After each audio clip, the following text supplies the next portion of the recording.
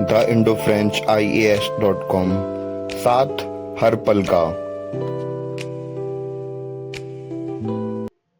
Hello viewer, तो स्वागत है आपका। आज हम लोग आ चुके हैं अपनी एक नई क्लास में और आज हम लोग करने जा रहे हैं अपनी इंडियन इकोनॉमी का चैप्टर नंबर 2, जिसका नाम है इंडियन इकोनॉमी 1950 टू 1919। यानी कि जो हमारी इंडियन इकोनॉमी थी, तो पिछले चैप्टर में हम लोगों ने क्या देखा था?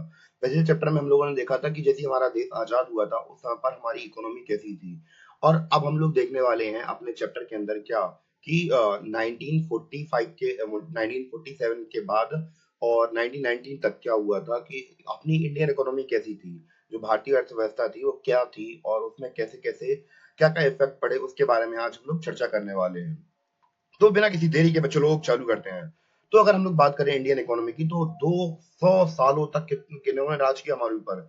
तो 200 सालों तक अंग्रेजों ने राज किया और हमारी इकोनॉमी को बहुत बुरी तरह से एक्सप्लॉइट किया। और हम लोग बात करें, जैसे ही हमारी आज़ादी मिली 15 अगस्त 1947 को, तो हमारे जो लीडर्स थे उनके पास एक बहुत बड़ा टास्क था कि भैया उनके पास मोनूमेंटल टास्क था। यानी कहने का मतलब ये है कि एक विशालकाय पहाड़ जैसा एक टास्क था, जो कि था कि इकोनॉमिक सिस्टम चुनना। कि हमारी कंट्री उस समय पर बहुत गरीब थी और बहुत सारे लोग के पास में एक समय का खाना खाने तक के लिए पैसे नहीं होते थे।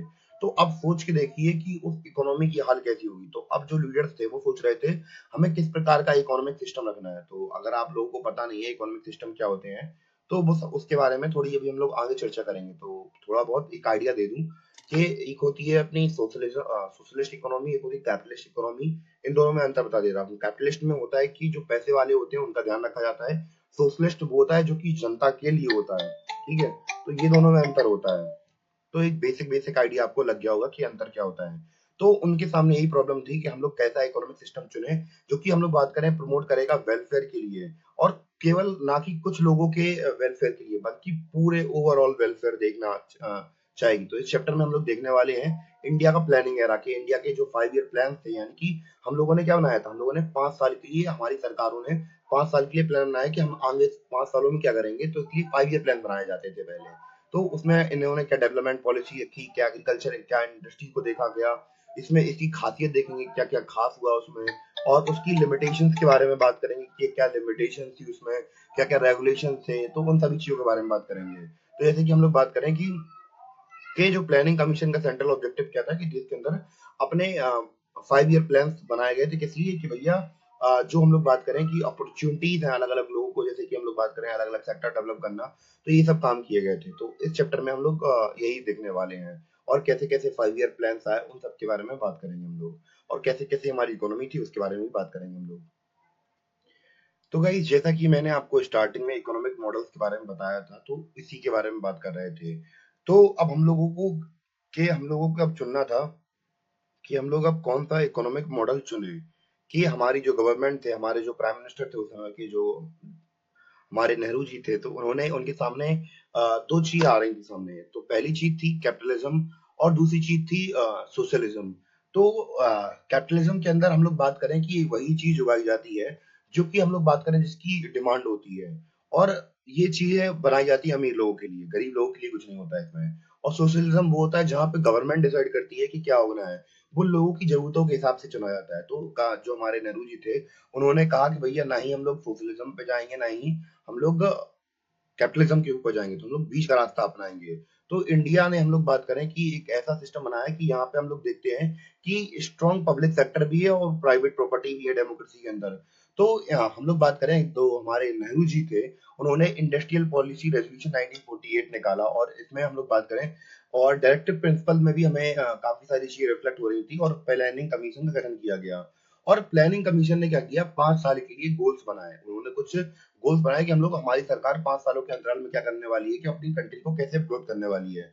तो ऐसे करके 5 ईयर प्लान बनाए गए। और जो हमारी इकोनॉमी थी वो थी मिक्स्ड इकोनॉमी। तो उस समय पर फिर भी, मैं आपको इसमें तो है नहीं था ज्यादा कुछ, फिर भी मैं आपको एक अल्टरनेटिव पर्सपेक्टिव से बता दूं कि इंडिया की जो पॉलिसी थी वो सोशलिज्म की तरफ ज्यादा झुकी हुई थी। इसलिए जैसे यूएसए वगैरह हुआ, तो इनकी थोड़ी दूरियां बनी रही हमसे। कब तक? जब तक कि कोल्ड वॉर खत्म नहीं हो गया।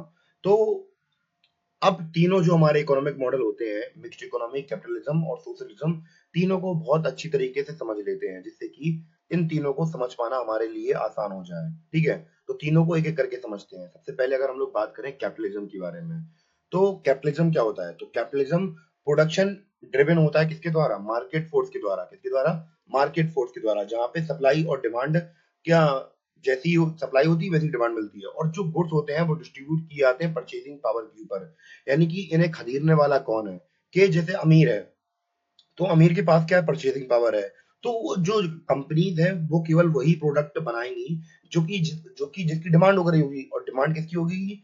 जो कि हम लोग बात करें, अमीर लोग हैं, बहुत पैसे वाले हैं, जिनके पास पैसे हैं बहुत सारे, और जिनके पास पैसे नहीं है, क्योंकि जो गरीब लोग हैं, तो गरीब लोगों के पास देखो ना, तो देखो उनके पास पैसा है, तो जो गरीब लोग हैं वो क्या अफोर्ड कर सकते हैं? Low cost housing. तो अब इनकी जो नीड है वो भैया डिमांड में काउंट ही नहीं होगी।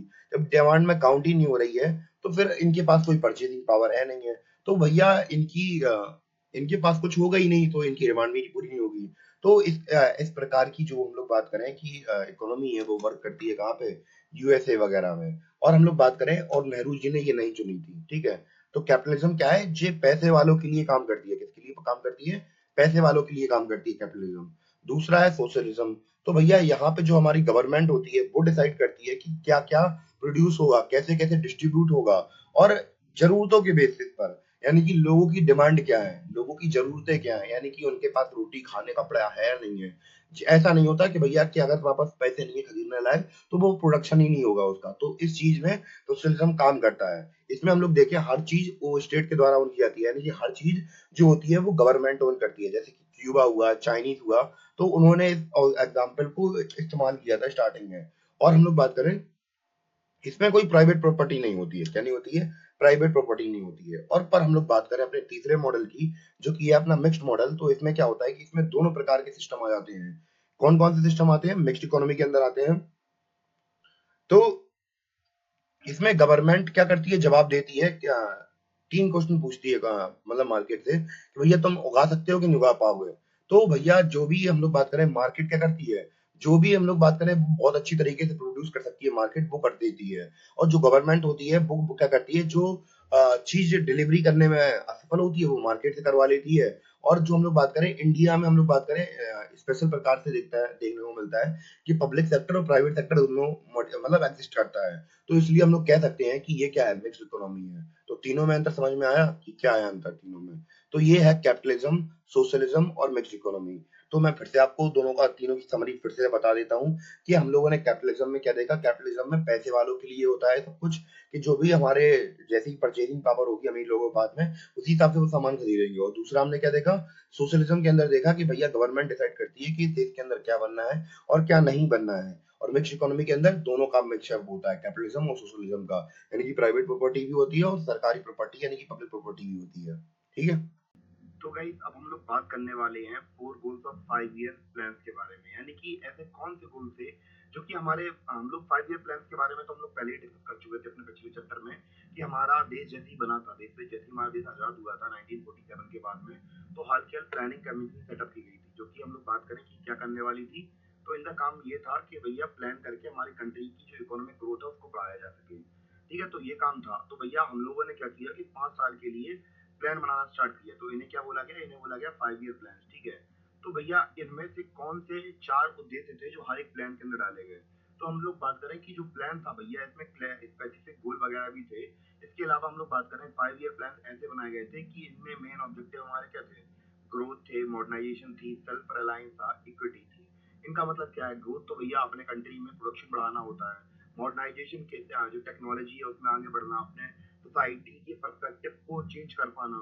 और सेल्फ रिलायंस मतलब कि दूसरों के ऊपर डिपेंडेंट ना हो, खुद के ऊपर डिपेंडेंट हो जाना। और इक्विटी मतलब है कि सबके लिए बराबर से अधिकार हो पाना, हर एक गरीब तक हर मुद्दा पहुंच पाना। ये नहीं कि अमीर को बराबर मिलना और उसी हिसाब से गरीब को भी मिलना। तो गरीब को ज्यादा मिलना चाहिए, अमीर को उतना नहीं मिलना चाहिए। तो ये होता है इक्विटी का कॉन्सेप्ट। तो हम लोग बात करें कि इंडिया के पास लिमिटेड रिसोर्सेज थे, तो हर एक प्लान को प्रायोरिटाइज किया गया कुछ सर्टेन गोल के साथ में।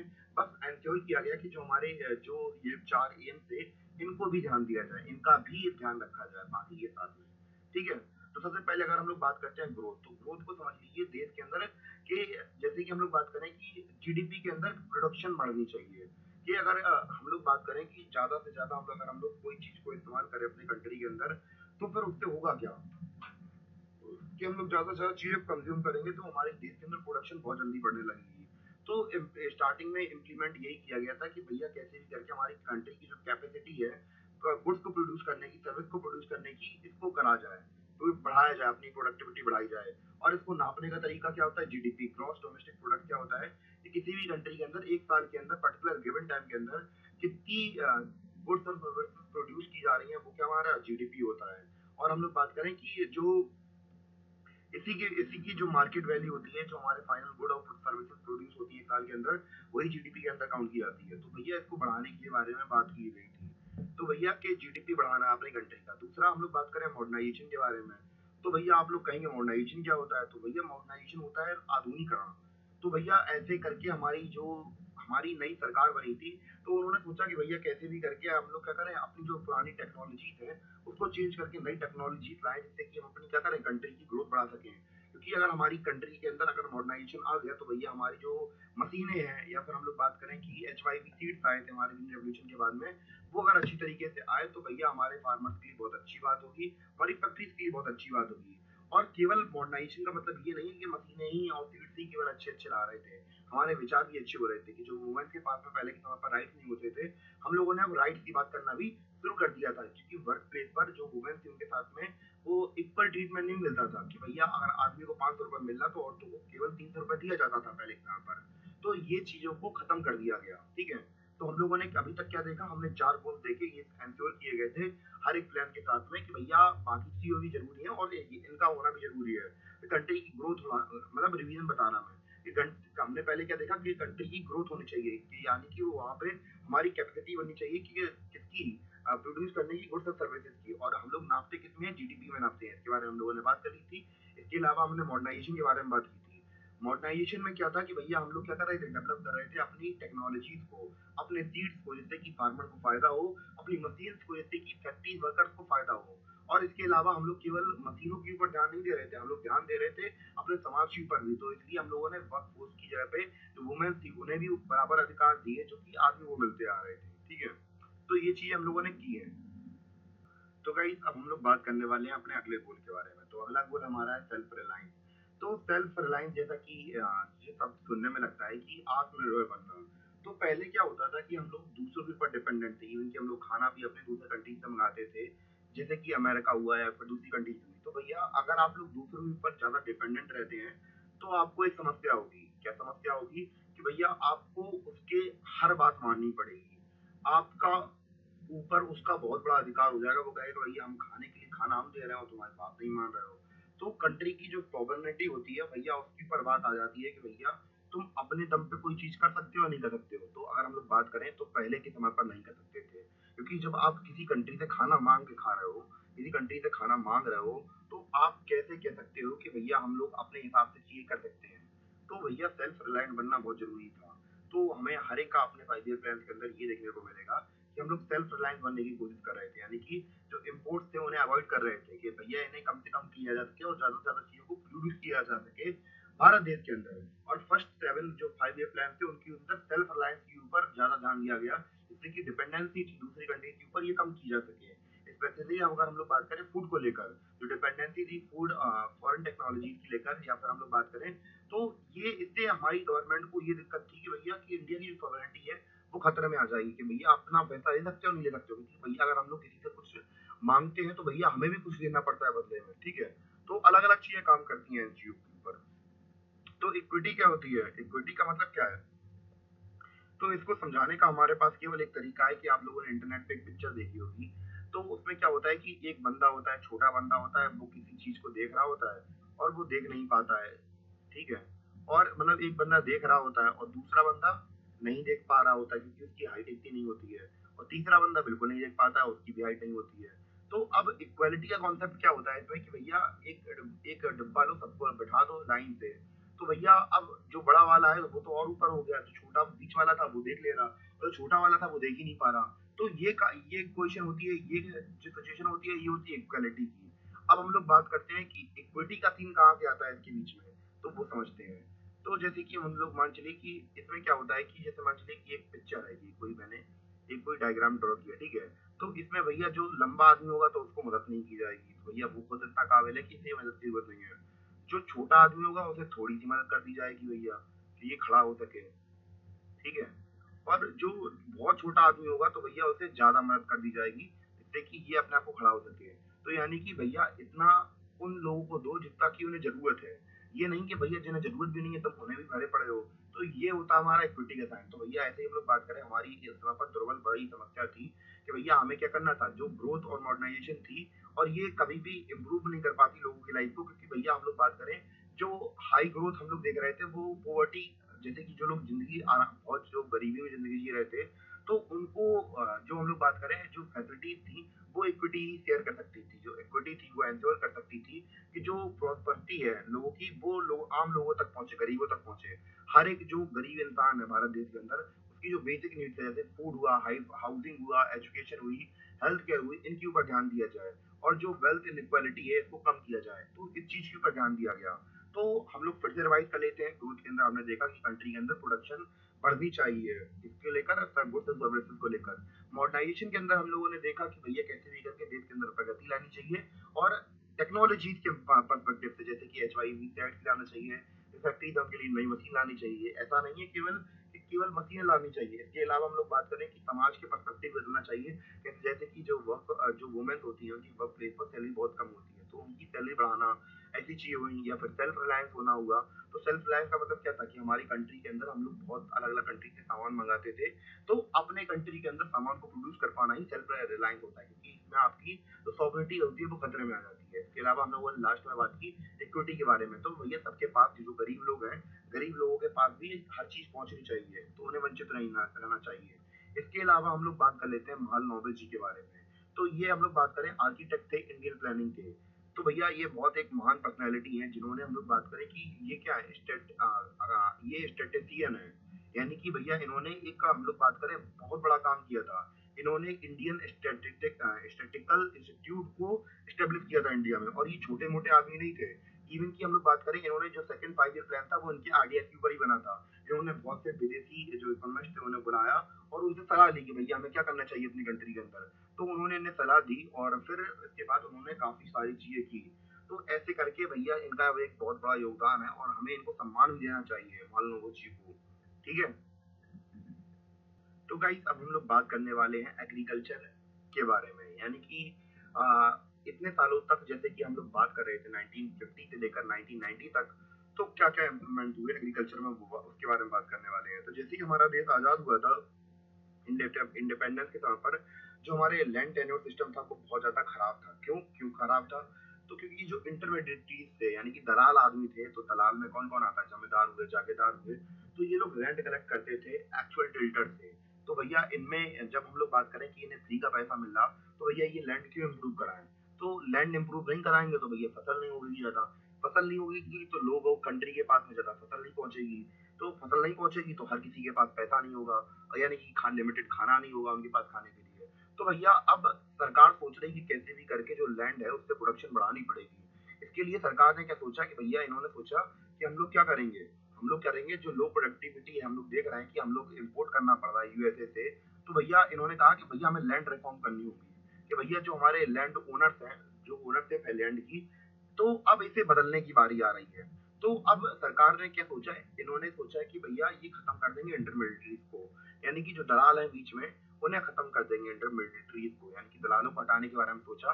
तो एक गवर्नमेंट जैसी हम लोग बात करें आजाद हुए इंडिपेंडेंस के बाद, तो बहुत सारे स्टेप लिए गए जिससे कि जो इंटरमीडिएटरीज थे यानी कि दलाल थे इन्हें हटाने की बात की गई, और जो टिल्टर थे यानी कि जो खेती किसानी करते थे एक्चुअल ग्राउंड रियलिटी पर, उन्हें ओनर बनाने की बात की गई। जो ओनरशिप की अगर हम लोग बात करें, ओनरशिप जिसके पास होती थी तो उसे काफी इंसेंटिव दिए गए जिससे कि वो इन्वेस्ट कर सकें अपनी जो फसल है उसको इम्प्रूव करने के लिए। और 20 लाख, सॉरी 200 लाख जो टीनन से वो डायरेक्ट कॉन्टेक्ट में है गवर्नमेंट के भैया। और इसके बाद क्या हुआ, जो गवर्नमेंट थी तो भैया उन्होंने कोशिश की भैया एक्सप्लॉइटेशन से बचाया जाए जमींदारों को, पर सारी चीजें अपने हिसाब से ढूंढना होती है। तो जमींदार ने क्या किया भैया, लूप होल्स होने कानून के अंदर, तो भैया बहुत सारे जो गरीब किसान थे उनका हक मारा गया, और जो एक्चुअल पुअरेस्ट लोग थे उन्हें बेनिफिट ज्यादा नहीं मिल पाया इस समय पर। और इसके बाद हम लोग बात करें लैंड सीलिंग की, तो लैंड सीलिंग क्या होती है इसको समझते हैं। तो अब जैसे कि हमें पता है कि हर एक इंसान बहुत सारी जमीन ओन कर रहा था उस समय पर, तो गवर्नमेंट ने सोचा कि हम लोग फिक्स कर दें कि कोई पर्सन कितनी जमीन रख सकता है या नहीं रख सकता है। तो गाइस हम लोग बात कर रहे थे लैंड सीलिंग के बारे में। तो लैंड सीलिंग क्या थी, तो मैं दोबारा से वीडियो रिकॉर्ड करना पड़ रहा है क्योंकि काफी इशू की वजह से आप लोगों ने देखा होगा कि मेरी इमेज यहाँ पे बीच में रुक गई थी, तो उसके लिए सॉरी फॉर दैट। और हम लोग लैंड सीलिंग से अपना कंटिन्यू करते हैं टॉपिक। तो लैंड सीलिंग क्या है कि इसमें गवर्नमेंट क्या करने वाली थी कि भैया एक लिमिटेशन रखने वाली थी कि कोई एक इंडिविजुअल या फिर एक पर्सन या एक ऑर्गेनाइजेशन कितनी जमीन ओन कर सकती है किसी भी स्टेट के अंदर। तो ये हम लोग बात करें, जो लिमिटेशन होती है, लैंड सीलिंग होती है, ये स्टेट टू स्टेट वेरी करती रहती है कि भैया एक जो बहुत बड़ा अमीर किसान है तो भैया वो ज्यादा जमीन ना रख पाए अपने पास में, तो भैया इसलिए ये कानून लाया गया। ठीक है, तो इस कानून में ये था कि कोई पर्सन एक लिमिट तक ही जमीन रख सकता है। हर एक पर्सन की जो लिमिट थी जमीन रखने की वो एक लिमिट कर दी गई। तो इसमें क्या कर दिया गया, मैक्सिमम साइज लिमिट कर दिया गया लैंड की कि कोई इंडिविजुअल कितनी ओन कर सकता है। जैसे कि हम लोग बात करें, जो कॉन्सेंट्रेशन है लैंड ओनरशिप का वो कम हो सके, यानी कि एक आदमी हजारों बीघा जमीन लेके बैठा है तो भैया ऐसा नहीं होगा। आपकी जमीन अगर अगर आपके पास एक लिमिटेशन हो, उससे अगर ज्यादा पाई जाती है तो गवर्नमेंट के पास चली जाएगी। तो ये हुआ, तो बड़े बड़े जो लैंडलॉर्ड थे उन्होंने दिमाग लगाया और उन्होंने इस चीज को जो कोर्ट थे वहां पे लेके गए, लेजिस्लेशन ऑफ कोर्ट में लेके गए और अपने रिश्तेदारों के नाम पे जमीन खरीद ली उन्होंने, जमीन कर दी। जिससे कि क्या हुआ कि अब एक एक व्यक्ति के नाम पे जमीन थी, ठीक है, तो अब उसने क्या किया कि अपने 5 रिश्तेदार खड़े कर दिए। तो भैया आपने जमीन तो उसी के पास रही ना, रिश्तेदारों का नाम कर दी उसने बस केवल। ठीक है, और ऐसे करके जो लूप होल्स थे उनको एक्सप्लॉइट किया, गवर्नमेंट के रूल्स को एक्सप्लॉइट किया। और जैसे कि हम लोग बात करें कि जो लैंड रिफॉर्म से सक्सीड हुए कहाँ पे, केरला में, वेस्ट बंगाल में, जहाँ पे गवर्नमेंट ने कमिटेड किया था जो लैंड है वो बिल्डर को दी जाएगी। बट बड़े अमाउंट में अगर पूरे कंट्री के हिसाब से देखा जाए तो जो लैंड होल्डिंग थी ये अभी भी आज तक भी बड़े उन्हीं लोगों के पास में है, क्योंकि उन्होंने बड़े बड़े लूप होल्स का फायदा उठाया था। ठीक है, और हम लोग बात करें कि जो ओनरशिप और इंसेंटिव की पॉलिसी लाई गई थी तो ये किसके ऊपर बेस्ड थी, क्यों लाई गई थी। तो भैया कहने का तात्पर्य ये था कि गवर्नमेंट को क्या लग रहा था, किस प्रिंसिपल के ऊपर बेस्ड था कि भैया कि गरीबों को देना चाहिए ये लैंड वगैरह। तो उनके कहने का मतलब ये था कि भैया जैसे कि यहाँ पे एग्जांपल दिया गया है किसका, सोवियत फार्मर्स का, कि भैया ये लोग जो सड़े हुए फल थे उनके साथ फ्रेश फल होते थे उनके साथ में सड़े हुए फल भेज देते थे, ना ही इन्हें कोई प्रॉफिट होता ना ही कोई घाटा होता था।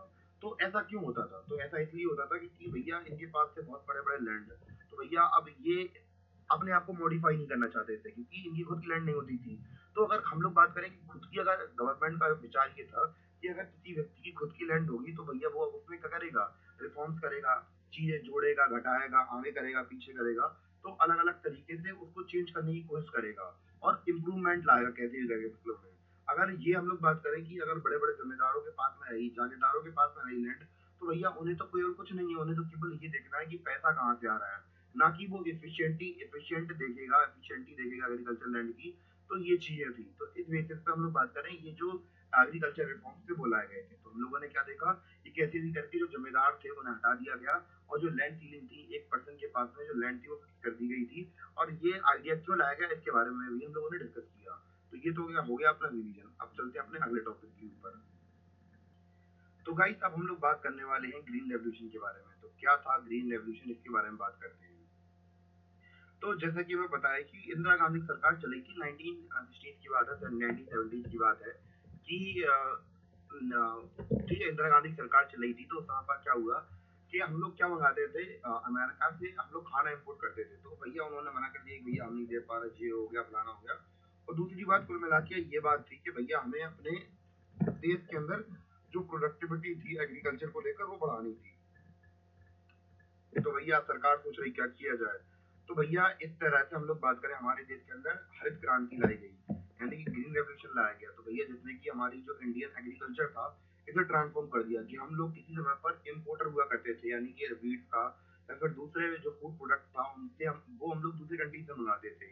और क्या हो गया एकदम से कि भैया एकदम से हम लोग फूड को एक्सपोर्ट करने लगे। तो भैया इंडिपेंडेंस के समय पर हम लोग देख रहे थे कि 70% जो इंडियन पॉपुलेशन थी वो डिपेंडेंट थी डायरेक्टली कहाँ पे, किसके ऊपर, एग्रीकल्चर के ऊपर। और जो प्रोडक्टिविटी थी हमारे जो लैंड की तो वो इतनी ज्यादा अच्छी नहीं थी, क्योंकि हमारे यहाँ पे टेक्नोलॉजी की बात करें या फिर इंफ्रास्ट्रक्चर की बात करें वो इतना ज्यादा वैल्यूबल नहीं था। और हम लोग बात करें कि ज्यादा से ज्यादा हमारे जो किसान भाई थे वो मानसून के ऊपर यानी कि बारिश के ऊपर डिपेंड करते थे।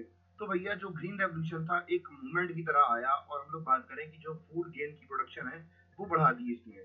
क्योंकि वो बढ़ा दी क्योंकि इसमें HYV सीड्स का इस्तेमाल किया गया था। और हम लोग बात करें कि इसने जो पुरानी सिस्टम था उसे खत्म कर दिया।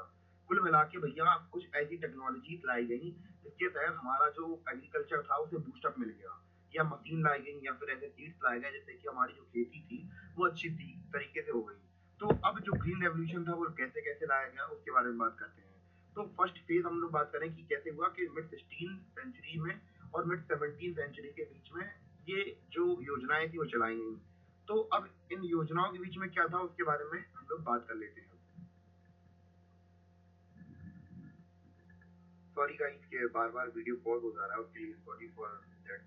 पर मैं कोशिश कर रहा हूँ कि मैं अपना बेस्ट दे सकूँ, पर मेरे पास इतनी अच्छी टेक्नोलॉजी नहीं है कि मैं अपने आप को बहुत ज़्यादा इम्प्रूव कर पाऊँ। Sorry for this. जैसा है भैया उसी से काम चला लीजिए आप लोग, और हम लोग आगे बढ़ते हैं। तो फेज 1 में हम लोगों ने डिस्कशन कर लिया था, किस बारे में डिस्कशन किया था कि भैया जो हमारे कुछ 1960s और 1970s की बात करें तो HYV सीड्स को हम लोग बात करें रिस्ट्रिक्ट किया गया, यानी कि कुछ केवल कुछ इलाकों पर टेस्ट करना था जहाँ पे बहुत अच्छी मात्रा में, जैसे कि पंजाब हुआ, आंध्र प्रदेश हुआ, तमिलनाडु हुआ, क्योंकि भैया यहाँ पे वीट ग्रोइंग रीजन है ये। और यहाँ पे हम लोग बात करें कि इरिगेशन रिलायबल है, यानी कि जो इरिगेशन है इसकी प्रॉब्लम नहीं होती है, फर्टिलाइजर की कोई दिक्कत नहीं होती है, पेस्टिसाइड की कोई दिक्कत नहीं होती है।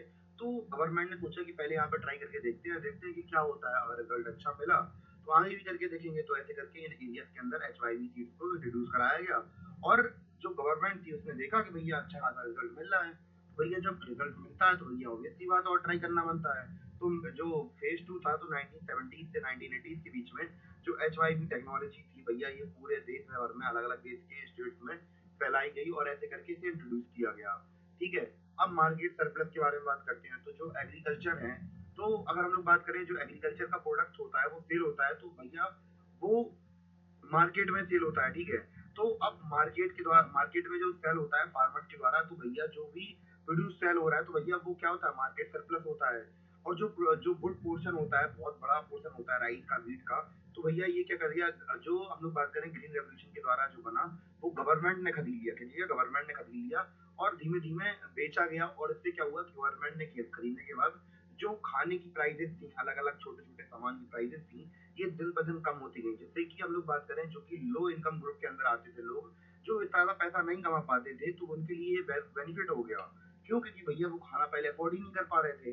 अब कैसे भी करके उनके पास खाने के लिए रोटी तो आ गई, क्योंकि भैया गवर्नमेंट ने सस्ता कर दिया खाना बहुत ज्यादा, क्योंकि भैया गवर्नमेंट के पास भी सरप्लस होने लगा।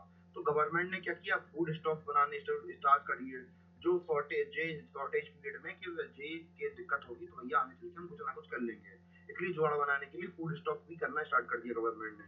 तो ऐसे करके जो ग्रीन रेवोल्यूशन थी उसने हमारे लो इनकम ग्रुप वाले लोग थे उनका बहुत बेनिफिट किया और हमारे देश को डूबते हुए बचा लिया। ठीक है, और इसके अलावा हम लोग बात करें कि जो गवर्नमेंट थी तो भैया स्मॉल फार्मर को कैसे सपोर्ट कर रही थी, वो अलग अलग तरीके से सपोर्ट कर रही थी। तो बहुत से जो बड़े किसान थे, जो छोटे किसान थे वो डरते थे भैया कि भैया हम बड़े किसानों का फायदा क्या, बड़े किसानों के साथ में कैसे कंपटीशन करेंगे।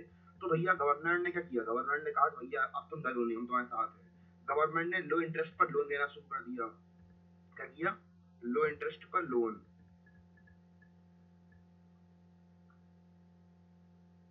लो इंटरेस्ट लोन दिया, प्रोवाइड कराया। इसके अलावा हम लोग बात करें कि जो सब्सिडाइज फर्टिलाइजर को दिया भैया, फर्टिलाइजर भी सब्सिडी बना के दे दे रहा भैया, इस्तेमाल करो आराम से इसका। दूसरा क्या चीज की गई, फर्टिलाइजर अच्छे दिए गए। ठीक है, और हम लोग बात करें कि इससे ऐसे और हुआ, जो गरीब किसान था वो भी हम लोग बात करें अच्छा, उसे जब अच्छा इनपुट मिला तो उसने भी जो आउटपुट दिया, तो वो जो स्मॉल फार्मर थे, स्मॉल फार्म थे, तो उन्होंने जो बड़े फार्मर थे उनके बराबर ही हम लोग बात करें कि रिजल्ट दिया। और रिसर्च इंस्टीट्यूट हम लोग बात करें, उन्होंने रिसर्च इंस्टीट्यूट खोले गए, इससे कि जो रिस्क था भैया खेती, जो पेस्ट अटैक होने का कि भैया इतने समय पर खेती में हमारे ऊपर कीड़े पड़ेंगे, इससे बचने के लिए हमारे गवर्नमेंट ने बहुत सारे इंस्टीट्यूट बनवाए और फिर इसको खत्म किया गया। और जो ग्रीन रेवोल्यूशन था भैया इसने फेवर किया केवल रिच लोगों को नहीं, बल्कि इसने एक्सटेंसिव रोल प्ले किया कि भैया देश के अंदर अगर नहीं करती तो भैया बहुत समस्या हो जाती इस समय पर। समझ में आया? तो ऐसे करके ग्रीन रेवोल्यूशन ने हमारे यहाँ पे देश को बचाया था। तो ग्रीन रेवोल्यूशन क्या था, एक प्रकार से एक मूवमेंट था जिसमें कि लोगों को हेल्प की गई थी, गवर्नमेंट ने, स्टेट ने हेल्प की गई थी कि जो हमारे यहाँ पे लो प्रोडक्टिविटी हो रही है उसको इंक्रीज करवाने की कोशिश की गई थी। तो ये चीज समझ में आई। तो ग्रीन रेवोल्यूशन क्या था? तो गाइस अब हम लोग बात कर लेते हैं कुछ डिबेट्स के बारे में, जो कि एग्रीकल्चर के ऊपर जो सब्सिडीज दी जा रही हैं इसके बारे में हम लोग बात कर रहे थे कि सब्सिडीज क्या होती है कि इंसेंटिव की तरह होती है। गवर्नमेंट सस्ते अपने पास से पैसे देकर गरीब किसानों को अलग अलग चीजें मुहैया करवाते हैं, ठीक है। तो ये कहाँ तक चीजें सही है और कहाँ तक चीजें गलत है, इसके भैया आर्ग्यूमेंट में काफी चीजें हैं, इसके अगेंस्ट में बहुत सारी चीजें हैं और इसके सपोर्ट में बहुत सारी चीजें हैं, ठीक है। अब सबसे पहले हम लोग देखेंगे कि इसके अगेंस्ट में क्या है, सब्सिडीज के अगेंस्ट में क्या क्या बातें कही जाती हैं वो देखते हैं। तो एक बार हम लोग बात करें, जैसे टेक्नोलॉजी हम लोगों ने देखा कि ये बहुत प्रॉफिटेबल थी और इसको वाइडली अडॉप्ट भी किया गया, जो सब्सिडीज थी। तो भैया ये हम लोग बात करें कि इसका इस्तेमाल अच्छे तरीके से किया गया। पर हम लोग बात करें जो फर्टिलाइजर सब्सिडी है, तो ये केवल जो फर्टिलाइजर इंडस्ट्री है उन्हें बेनिफिट देता है, ना कि फार्मर को देता है। तो एक समय के बाद इन चीजों को बंद कर देना चाहिए सब्सिडीज को। और हम लोग बात करें जो सब्सिडीज है, और ये हम लोग बात करें, तो ये हम लोग बात करें कि ज्यादातर प्रॉस्पेरस रीजन में हम लोग बात करें चलती आ रही हैं। और जो सब्सिडीज हैं ये केवल हम लोग बात करें कि एक बड़े तौर पर सरकार के लिए बोझे की तरह है, क्या है, बर्डन की तरह है गवर्नमेंट फाइनेंस के लिए। और ये हम लोग बात करें कि इसकी यहाँ पे लिखा तो नहीं, फिर भी मैं आपको बता दूं, पर इसका फायदा गलत लोग उठा लेते हैं, कई बार हमने देखा भी है। तो इसका फायदा गलत जगह उठाया जाता है, ठीक है। तो ये अगेंस्ट में है कि भैया अगेंस्ट में क्या चीज थी, अगेंस्ट में पॉलिसी क्या क्या क्या अगेंस्ट थी कि भैया कि ये गवर्नमेंट के ऊपर एक बर्डन होता है, क्योंकि इसमें फार्मर को ज्यादा फायदा नहीं है। जो फर्टिलाइजर इंडस्ट्री वाले हैं उन्हें फायदा हुआ, क्योंकि उन्हें डायरेक्टली पैसा तो मिल रहा है गवर्नमेंट के थ्रू, ठीक है। तो दूसरा अब हम लोग बात करते हैं इसके फेवर में। तो क्यों ये सब्सिडी देनी चाहिए कंटिन्यू करके, तो इसलिए देनी चाहिए जो फार्मर हमारे कंट्री के अंदर, तो वो बहुत गरीब है। और ये जो फार्मिंग है तो ये एक रिस्की बिजनेस है बहुत ज्यादा। तो ज्यादातर हमारे कंट्री के अंदर जो किसान है वो बहुत गरीब है और ये अफोर्ड नहीं कर सकते हैं, जो इनपुट चाहिए पड़ता है। तो बिना सब्सिडीज के ये लोग क्या कर नहीं कर पाएंगे, सब्सिडीज के बिना इन चीजों को नहीं कर पाएंगे। अगर ये चीज नहीं कर पाए तो हमारे देश के अंदर जो इनइक्वालिटी है वो बढ़ती चली जाएगी गरीब और अमीर के बीच में, जो फार्मर है। तो भैया जो इक्विटी का गोल है वो खत्म हो जाएगा हमारे देश से। तो हमें क्या करना है, इस पॉलिसी को ऐसा बनाना है कि भैया जो सब्सिडी है वो खत्म हो जाए, बट जो पुअर फैमिली है उन्हें बेनिफिट हो, ऐसा नहीं सबको बेनिफिट हो। जो जिन्हें सच में एक्चुअल में जरूरत है उन्हें उनके पास ये सारी चीजें पहुंचे, ना कि गलत आदमियों के पास चीजें पहुंचे। इसके अलावा हम लोग बात कर रहे थे कि 1960 तक हम लोग देख रहे थे कि हमारी जो प्रोडक्टिविटी थी ये काफी इंक्रीज हो चुकी थी, सफिशिएंट अमाउंट में हम लोग पैसा कमा रहे थे और सफिशिएंट अमाउंट में सेल्फ रिलायंट भी हो गए थे फूड ग्रेन के मुकाबले में। पर ये हमारे लिए एक अचीवमेंट की बात भी थी। पर 65% पॉपुलेशन कंटिन्यू रही 19 हम लोग बात करें 1990 तक डिपेंड थी किसके ऊपर, एग्रीकल्चर के ऊपर। तो ये भैया जो जीडीपी का कंट्रीब्यूशन है वो तो भैया कम हो गया, पर जो पॉपुलेशन डिपेंड थी वो होती रही। कहने का मतलब क्या है, ये समझ में नहीं आ रहा होगा आपको। यानी कहने का मतलब ये है कि 5 लोग अगर एक खेत में लगे हैं तो वो लोग कितने रुपए कमा रहे हैं, वो लोग 5 रुपए कमा रहे हैं। और वही हम लोग बात करें कि 100 लोग खेत में काम कर रहे हैं और वो कमा रहे हैं कितने, 5 रुपए। तो इससे भैया लोगों की डिपेंडेंसी तो बढ़ गई खेतों के ऊपर, कि भैया लोग कमा तो रहे हैं किससे, खेतों थ्रू। पर खेत में भैया पैसा प्रोडक्टिविटी तो उतनी मिलेगी भैया, 2 बीघा जमीन में कितनी तुम खेती कर लोगे तुम, पैसा तो तुम्हें उतना ही मिलेगा ना। तो जो बीच के जो 95 लोग हैं, तो भैया इनका कोई मतलब ही नहीं बन रहा था, जबरदस्ती काम करने पड़े हैं, ठीक है। तो ऐसा सीन बन गया था। तो इसलिए हम लोग कह सकते हैं कि जो पॉलिसी फेलियर था, यानी कि 1950 से लेकर 1990 तक के बीच में जो टाइम टाइम पीरियड था, तो एक पॉलिसी फेलियर की तरह निकल गया। क्यों? क्योंकि भैया इसमें हम लोग बात करें जो इंडस्ट्रियल सेक्टर था, इंडस्ट्रियल सेक्टर और जो सर्विस सेक्टर था भैया, वो ऐसे लोगों को अब्जॉर्ब ही नहीं कर पाता था। क्योंकि भैया आप जो आदमी खेती किसानी कर रहा, तो वो कहाँ भैया कंप्यूटर चलाने जाएगा। तो भैया मतलब मैं मजाक नहीं उड़ा रहा, फिर भी हम लोग बात करें कि अब उसके लिए चीजें नहीं होंगी बहुत ज्यादा, उसे सालों साल प्रैक्टिस करनी पड़ेगी चीजों के बारे में, बेसिक चीजों के बारे में जानने में। तो ये लोग तो अब्जॉर्व कर नहीं पा रहे थे, तो एक बहुत बड़ी समस्या बन के आ गई थी हमारे सामने, ठीक है, हमारी कंट्री के सामने। तो गाइस अब हमारा अगला जो टॉपिक है तो भैया वो है इंडस्ट्री, ट्रेड और पब्लिक सेक्टर के बारे में बात करने वाले हैं। और हम लोग बात करने वाले हैं इंडस्ट्रियल पॉलिसी रेजोल्यूशन 1956 के बारे में, यानी कि जो कानून जो देखने वाला था कि भैया हमारे इंडस्ट्रीज कैसे सेटअप होने वाली हैं, उन सभी चीजों के बारे में डील करने वाला था। और जो स्मॉल स्केल इंडस्ट्री थी उसके बारे में बात करने वाले हैं, ठीक। हम लोग जो इकोनॉमिस्ट है उन्होंने देखा कि भैया कोई भी जो हमारी एक हम लोग बात करें पुअर नेशन होता है, तो ये डेवलप कैसे होता है। सबसे पहले वो एग्रीकल्चर स्टार्ट करता है, फिर वो जाता है मैन्युफैक्चरिंग में, फिर जाता है वो सर्विस सेक्टर में। तो ऐसे करके अगर कोई कंट्री होती है तो वो ऐसे करके ग्रो करती है, ठीक है। तो कोई भी कोई कंट्री ऐसे ग्रो करती है। तो हम लोग बात करें कि जो गुड इंडस्ट्रीज होती हैं तो भैया ये प्रोवाइड करती हैं क्या, स्टेबल एम्प्लॉयमेंट, प्रमोट करती हैं मॉडर्नाइजेशन और ओवरऑल प्रॉस्पेरिटी। यानी कि कुल मिला के ये समझ लीजिए, अगर जिस कंट्री के अंदर इंडस्ट्रियलाइजेशन है तो वहाँ पे प्रॉस्पेरिटी कहीं ना कहीं निकलती है आगे। जो इंडियन इंडस्ट्री थी तो भैया ये हम लोग बात करें तो ये बेसिकली ज्यादा से ज्यादा इंडस्ट्री थी किस चीजों को लेकर, कॉटन टेक्सटाइल, हम लोग कपड़े बनाने का काम ज्यादा करते थे। इसके अलावा दो वेल मैनेज कंपनी और थी, कौन कौन सी, एक आयरन की और स्टील पंप्स वगैरह थी। ठीक है, तो ये कंडीशन थी हमारी इंडस्ट्री की किस समय पर, जब हम लोग आजाद हुए थे। तो धीमे धीमे सरकार ने क्या किया, 1956 में एक रेजोल्यूशन लेके आया जिसका नाम क्या रखा गया, जिसका नाम रखा गया इंडियन पॉलिसी रेजोल्यूशन 1956। तो इस रेजोल्यूशन में था क्या वो देखते हैं।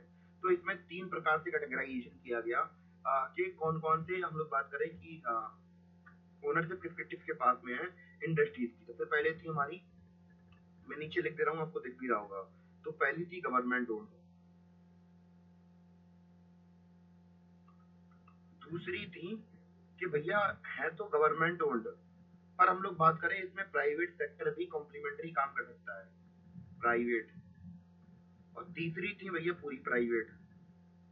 ठीक है, तो जो हमारा कैटेगराइजेशन है वो चीज सबसे पहले इसमें की गई थी पॉलिसी के अंदर। तो सबसे पहली हमारी कौन सी थी, गवर्नमेंट सेक्टर, गवर्नमेंट ओन्ड थी। दूसरी थी एक्सक्लूसिवली गवर्नमेंट ओन्ड, पर दूसरी वाली थी private sector could supplementary but government started new unit. ठीक है, तीसरी थी रिमेन जो प्राइवेट इंडस्ट्री थी। और जो प्राइवेट इंडस्ट्री थी उन्हें कैसे कंट्रोल किया जाता था, तो पहले के समय पर चलता था लाइसेंसिंग राज, के चलता था लाइसेंसिंग राज चलता था। इसमें क्या होता था कि भैया गवर्नमेंट क्या करती थी, ऐसे ऐसे लॉ बनाए उन्होंने कि भैया तुम किसी से तुम वो ले नहीं पाओ, लाइसेंस ही नहीं ले पाओ। लाइसेंस लेने के पीछे आपको मंत्री पीछे इतना पागल कर दिया जाएगा। और ऑब्जेक्टिव क्या था और हुआ क्या, इसमें जमीन आसमान का अंतर है। ऑब्जेक्टिव ये था कि भैया जो प्राइवेट कंपनी है उनको रेगुलेट किया जाए, पर जो नेता थे इसमें उन्होंने अपना अपना फायदा देखा और इन्होंने मंत्रियों ने जो बिजनेसमैन थे अपने पीछे घुमाना चालू कर दिया कि भैया हम लाइसेंस नहीं, धंधा कहाँ से करोगे तुम, हम ट्रेड डलवा देंगे तुम, ऊपर क्या कर लोगे तुम। तो ऐसे करके जो सिस्टम लाइसेंसिंग का सिस्टम था इससे कंट्रोल किया जाने लगा। तो भैया कोई नई इंडस्ट्री भैया बिना गवर्नमेंट लाइसेंस के नहीं चल पाती थी यहाँ पे। और लाइसेंस हम लोग बात करें कहाँ पे प्रोवाइड किए जाते थे और प्रमोट करते थे इंडस्ट्रीज कहाँ पे, बैकवर्ड रीजन में, यानी कि जो बहुत पिछड़े इलाके हैं उधर पे इंट्रोड्यूस किया गया। तो यहाँ पे तो अच्छी अच्छी बातें लिखी हैं, पर मैं आपको फैक्चुअल रियलिटी बता रहा हूँ कि हमारे यहाँ पे ऐसा चलता था। और भैया जो लोग बैकवर्ड एरिया के अंदर, जो रीजन के अंदर जो व्यापार करने वाले थे उन्हें टैक्स बेनिफिट मिलने वाला था, लोअर इलेक्ट्रिसिटी बिल देना पड़ रहा था उन्हें। और जो हम लोग बात करें जो एग्जिस्टिंग इंडस्ट्री थी उन्हें भी हम लोग बात करें अपने आप को एक्सपेंड करने के लिए लाइसेंसिंग की जरूरत पड़ रही थी। और अब हम लोग बात करने वाले हैं स्मॉल स्केल इंडस्ट्रीज के बारे में।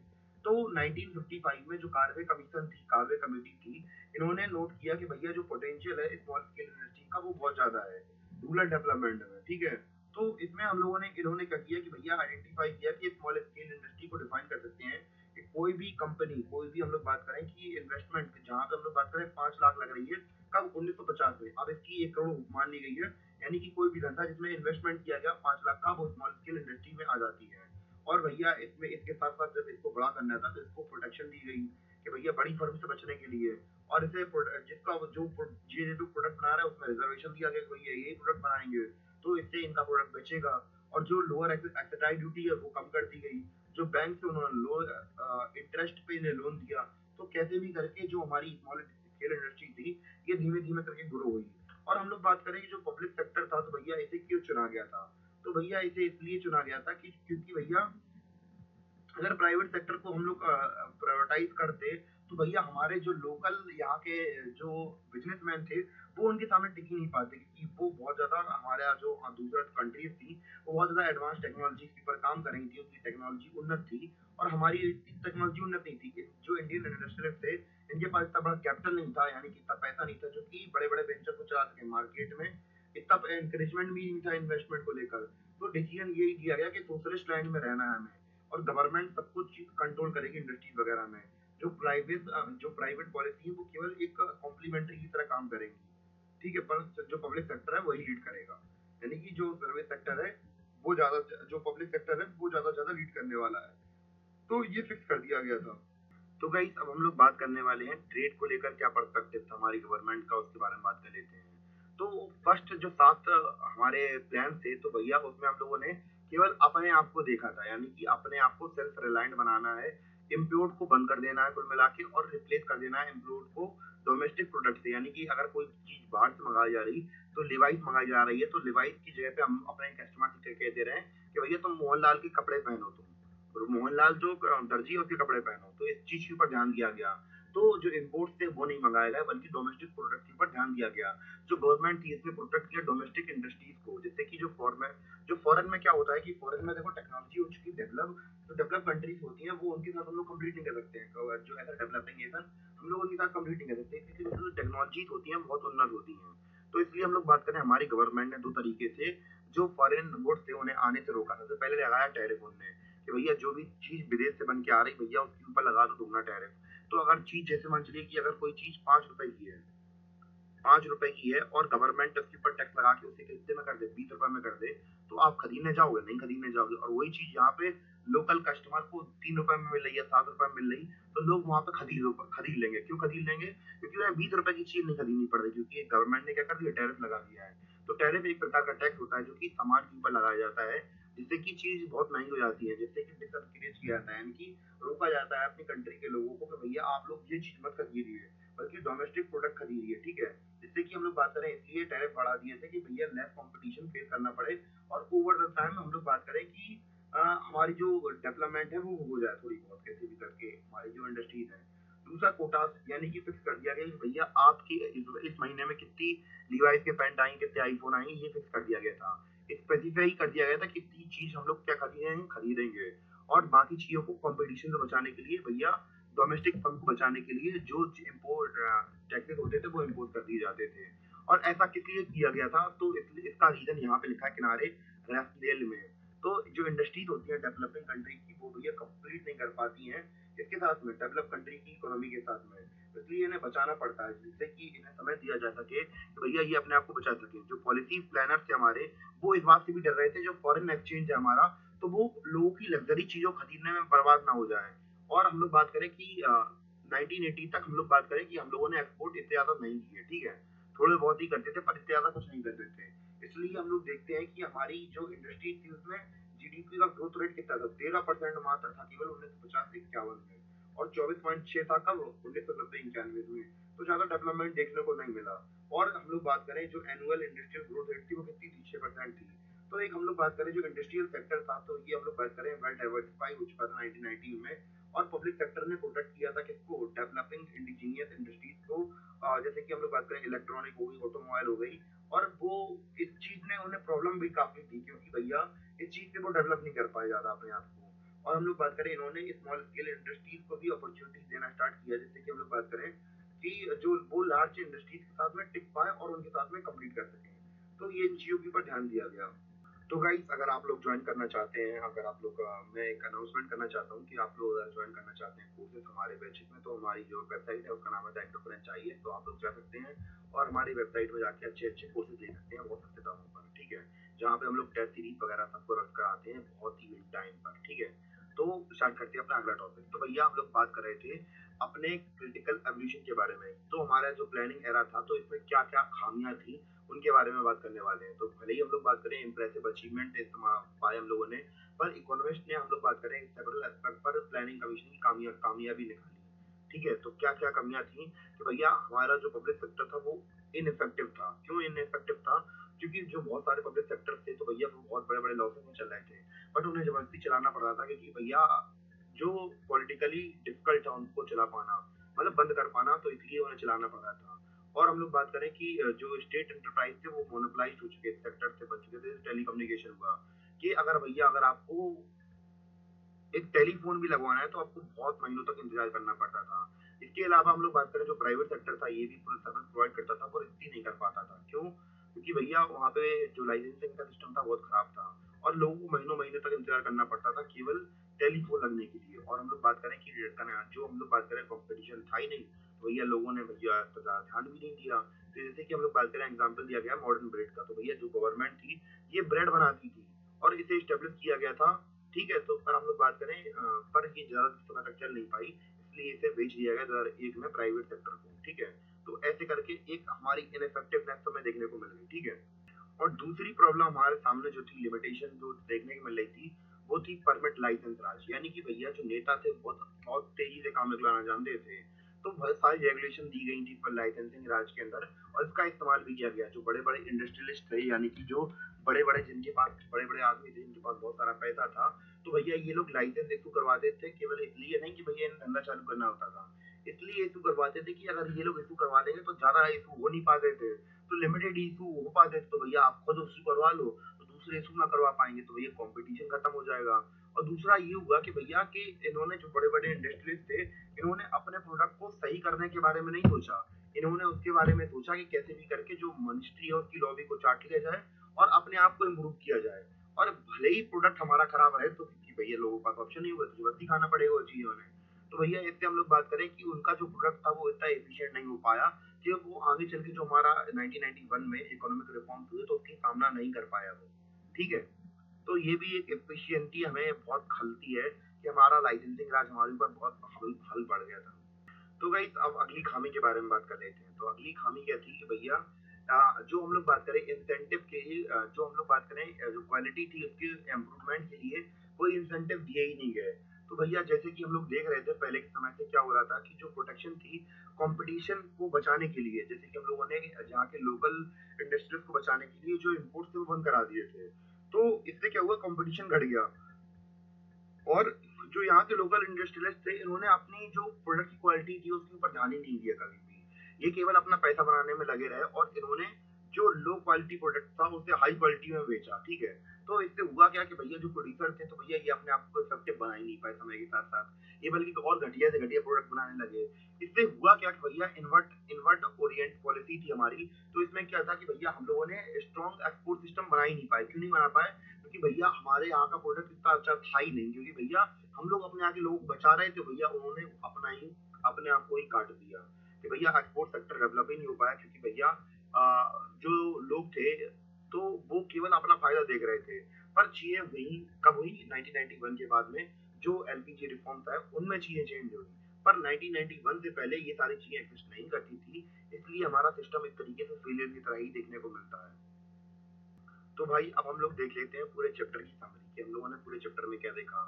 तो हमने इंडियन इकोनॉमी की जो प्रोग्रेस थी वो देखी कि कैसे जो हमारे फर्स्ट 7 5 ईयर प्लान थे बहुत इंप्रेसिव थे, जो इंडस्ट्रीज थी वो डाइवर्सिफाई हुई और इंडिया सेल्फ रिलायंट बना, और फूड प्रोडक्शन के अंदर ग्रीन रेवोल्यूशन कैसे आया, लैंड रिफॉर्म कैसे हुए, जमींदारी सिस्टम कैसे हटाया गया, और जो हम लोग बात करें पब्लिक सेक्टर था भैया इसका लीड रोल क्या देखा, वो सब क्या देखा, वो सब हमने देखा। और इंडिया ने कैसे मिक्स्ड इकोनॉमिक मॉडल को अपनाया, जिसमें कि इंडिया ने चूज किया कि भैया वो बेस्ट फीचर चुनेगी सोशलिज्म और कैपिटलिज्म के, और एक स्ट्रॉन्ग पब्लिक सेक्टर बनाया, और उसके साथ में एक जो प्राइवेट प्रॉपर्टी थी उसको भी रेगुलेट किया गया डेमोक्रेसी के थ्रू। और हम लोग बात करें 4 प्लानिंग के गोल देखे थे हमने, ग्रोथ की जीडीपी बढ़ानी है, प्रोडक्शन कैपेसिटी बढ़ानी है, गुड्स एंड सर्विसेज की मॉडर्नाइजेशन के भैया जो टेक्नोलॉजी थी उसे एडवांस करना है, सोसाइटी को भी एडवांस करना है, सेल्फ रिलायंस यानी कि खुद के ऊपर निर्भर होना, और इक्विटी के बारे में हम लोगों ने बात करी हुई थी। एग्रीकल्चर अचीवमेंट ये थे कि भैया हमने लैंड रिफॉर्म्स कर दिए थे काफी ज्यादा, और टेक्नोलॉजी भी इंट्रोड्यूस कराई थी हमने इंडिया के अंदर। पर हम लोग बात करें कि लोग जो डिपेंडेंट थे बहुत ज्यादा थे एग्रीकल्चर के ऊपर, पर जीडीपी का कंट्रीब्यूशन इतना बड़ा नहीं था, तो भैया एक तरीके से पॉलिसी फेलियर ही देखने को मिला।